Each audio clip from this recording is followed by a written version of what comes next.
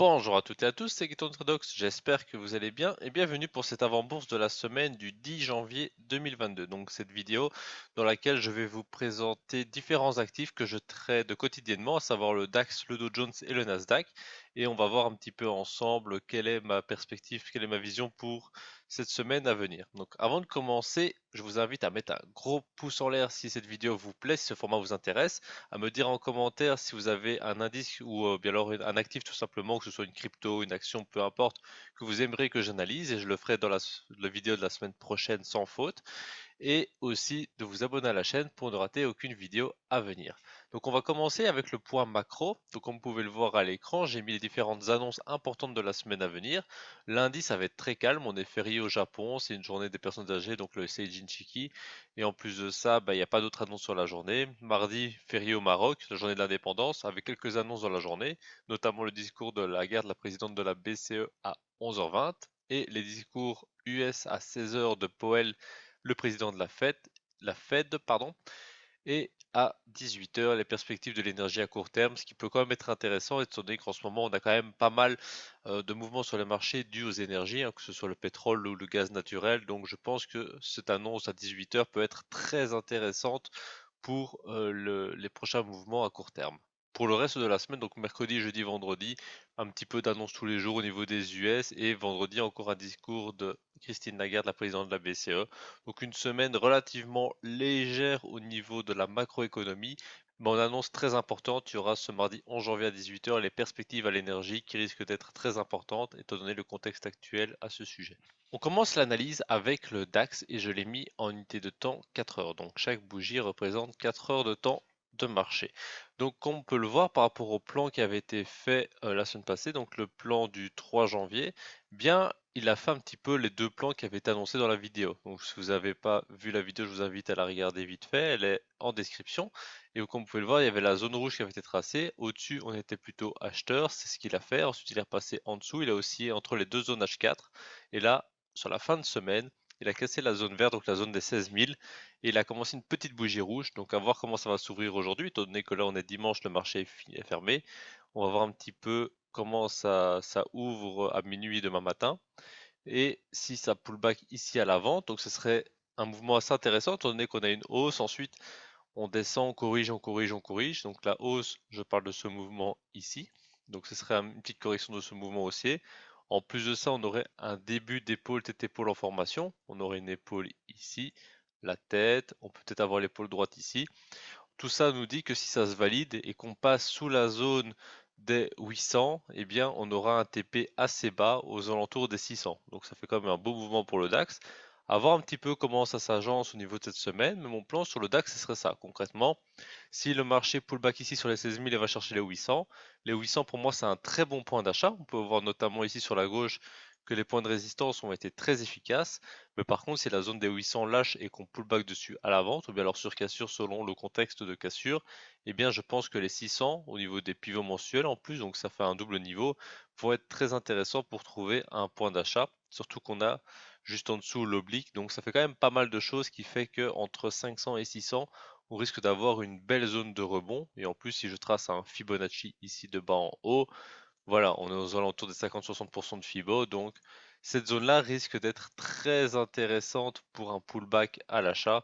Donc je vais la noter entre là et l'oblique. Je pense que c'est une très bonne zone de pullback à l'achat pour aller éventuellement rechercher les 800. Mais même si on prend par exemple vers 500, 600 et qu'on va chercher 800, ça fait déjà pas mal de points à prendre. Donc pour moi, ça va être très intéressant. Donc à garder dans un coin de l'œil et attention de ne pas se faire piéger. C'est-à-dire que s'il commence à faire ce genre de mouvement, il peut toujours les invalider à tout moment en fonction de la macro ou tout simplement du technique, étant donné que tout n'est pas sûr à 100%. En trading, c'est toujours ça, c'est toujours peser le pour et le contre d'une situation. Mais là, je pense que cette situation, si elle se réalise, il y a quand même une grosse probabilité que ça se fasse. Donc, il y a quand même pas mal de chances de gagner sur ce trade. On attaque maintenant le marché américain avec le Dow Jones qui lui réagit un peu différemment du DAX. C'est-à-dire que le DAX, on est encore loin des plus hauts historiques, il a quand même pas mal corrigé, il a été presque chercher son plus haut historique mais il n'a pas réussi à l'atteindre. Tandis que le Dow, lui, il a poussé, il a poussé, il a poussé. Son ancien plus haut historique était ici, aux alentours des 36 500. Il a presque été chercher 37 000, donc c'est-à-dire presque 500 points plus haut.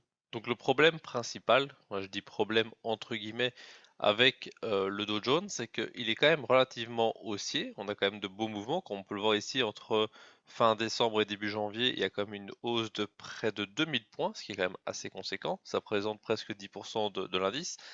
Mais au-delà de ça, c'est pas facile parce que on a les points plus hauts, on a les points plus hauts, on a des super zones d'achat, que ce soit les zones que j'ai tracées ou bien alors les extrêmes ici, on a des super points d'achat. Mais malgré tout, il y a des moments où il va envoyer des bougies rouges, mais des bougies rouges qui vont faire des amplitudes de, par exemple, je vais prendre celle-ci, des amplitudes de 270 points. Donc ça fait très vite un énorme drawdown, donc c'est pas facile non plus de rentrer sur le Dow Jones en ce moment, je trouve.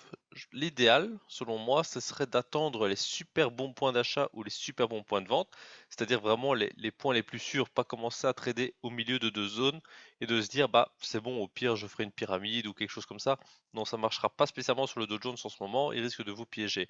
Moi, ce que je vous conseillerais sur le Dow Jones en ce moment, c'est d'analyser les points extrêmes de marché, vraiment les points qui fonctionnent à tous les coups. Ouais, à tous les coups, on n'est jamais à 100% trading, mais qui fonctionne vraiment avec une grosse probabilité. Comme par exemple, on va avoir la zone ici, la zone des 35 900, comme on peut le voir, ça fonctionne, ça fonctionne, ça fonctionne, ça fonctionne, ça fonctionne. Donc c'est quand même quelque chose d'assez fiable. Donc l'idéal, ce serait d'attendre ce genre de niveau. Il y en a d'autres, hein, j'ai tracé différentes zones à l'écran comme vous pouvez les voir, d'attendre ce genre de niveau et de les travailler, que ce soit à l'achat ou à la vente, mais vraiment de se contenter de ce genre de zone. Et en plus, si vous parvenez à faire un super trade, un zone to zone, par exemple entre celle-ci et celle-ci, il y a 500 points. Donc de là à prendre les 500 points, c'est pas évident, surtout qu'il y a des supports et des résistances dans le chemin. Mais si vous parvenez à en prendre même 50 ou 100, c'est largement suffisant pour faire votre journée, voire votre semaine en fonction de vos objectifs et de votre taille de lot. Donc c'est pour ça que ça sert à rien de se presser. Des opportunités, il y en a vraiment tous les jours. Et moi, je vous conseillerais d'être vraiment prudent sur le Dow Jones en ce moment parce qu'il peut vite décaler de plusieurs centaines de points.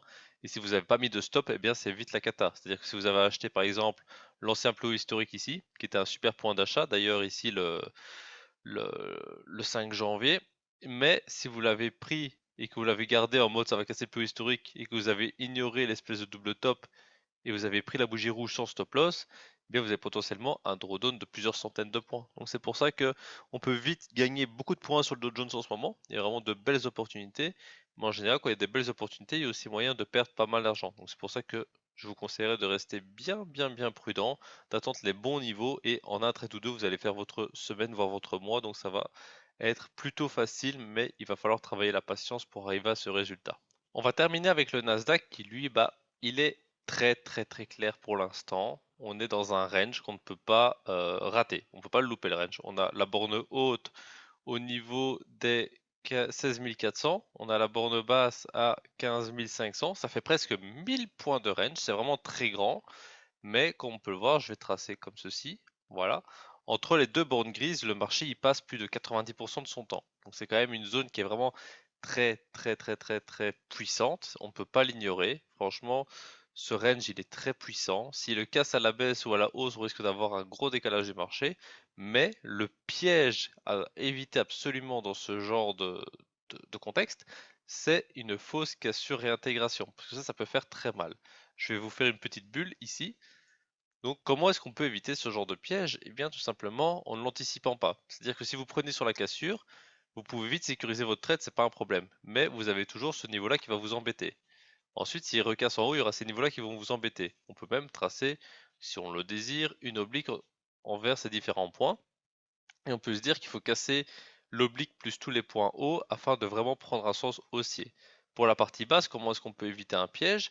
Mais la partie basse, elle a été très propre. C'est-à-dire qu'on a ce point-là et ce point-là à 510 et 520, 530 qui sont très propres. C'est-à-dire qu'ils sont très serrés et ils n'ont pas de gros excès en bas. Donc je pense que la cassure en bas, eh bien, si vous la prenez par exemple en cassure de zone vers 450, il y aura moyen d'aller chercher à minima les 330 en un seul mouvement. Après, peut-être qu'il va faire 330 et réintégrer, c'est tout à fait possible, mais il y a moyen déjà de prendre quelques dizaines de points sur la cassure qui serait quand même très intéressant. Mais vraiment, dans un contexte de range, l'idéal c'est de ne pas anticiper la cassure, parce que si vous commencez à vendre maintenant sur le bas de range ou acheter sur le haut de range, c'est vraiment pas une bonne chose à faire. Enfin, je déconseille fortement de le faire. Moi, ce que je vous conseille de faire dans un contexte de range comme ça, c'est fermez les yeux, acheter en bas, fermez les yeux, vendre en haut. Si vous faites que ça, vous allez prendre un stop, oui. Mais quand vous aurez pris votre stop, vous aurez gagné tellement que c'est pas grave. Je m'explique. Par exemple, vous avez ici vous l'avez pas, voilà, voilà, voilà. Ici vous avez défini votre range. Donc vous vendez une fois, deux fois, trois fois, quatre fois, cinq fois, et vous achetez deux fois. Vous êtes gagnant, gagnant, gagnant, perdant, ça dépend comment vous le gérez, gagnant, gagnant. Donc c'est-à-dire que vous avez gagné une, 2, 3, 4, 5, peut-être 6 pour une perte, peut-être 2. Sachant que sur chaque gain entre deux ranges, il y a 1000 points. Donc même si vous prenez le mid-range, vous allez prendre 400-500 points. 400, 500, 1000, 1500, 2000, 2500 points. Vous perdez jamais autant. Tout ça pour vous dire que ici c'est du H4, hein, c'est pas pour du scalping, c'est pas mon style de trading, c'est juste pour ça on peut le reporter à toutes les échelles, hein, c'est pour ça que je l'explique. Ce que je veux dire, c'est que souvent on va avoir peur de vendre parce qu'on a peur de la cassure ou peur d'acheter en vente parce qu'on a peur de la cassure. Alors qu'au final, tant que le range tient, sans anticiper, si vous prenez 100% des mouvements, c'est-à-dire 1, 2, 3, 4, 5, 6, 7, sur les 7 vous aurez gagné au moins 5, et même si vous prenez 2 stops, eh bien c'est pas grave parce que le stop vous mettez genre 40-50 points au-dessus et vous gagnez 400-500 points par trade. Donc voilà, ça c'est un exemple sur du H4. Vous prenez sur du 1 minute par exemple, eh bien ce sera peut-être des stop loss de 20-30 points pour des gains de, je sais pas moi, de 30, 40, 50 points. Il faut que le range ait quand même une certaine amplitude. Mais dans tous les cas, vous serez rentable juste en faisant ça. Ou alors vous pouvez aussi trader, autre façon de trader les ranges, vous pouvez trader les réintégrations. C'est-à-dire que là, vous voyez que ça tente de réintégrer, vous tentez, ça tente de réintégrer, vous tentez. C'est une autre façon de faire, mais il y a plein de façons de faire. L'important, c'est de rester cohérent dans son approche et de pas commencer à faire les deux. C'est-à-dire que si vous commencez à acheter, vendre, acheter, vendre, acheter, vendre, puis dire ah non, en fait ça part pas, ensuite j'inverse, etc. et à commencer à chipoter à la position et à faire n'importe quoi avec, à ce moment-là, certainement vous allez être perdant.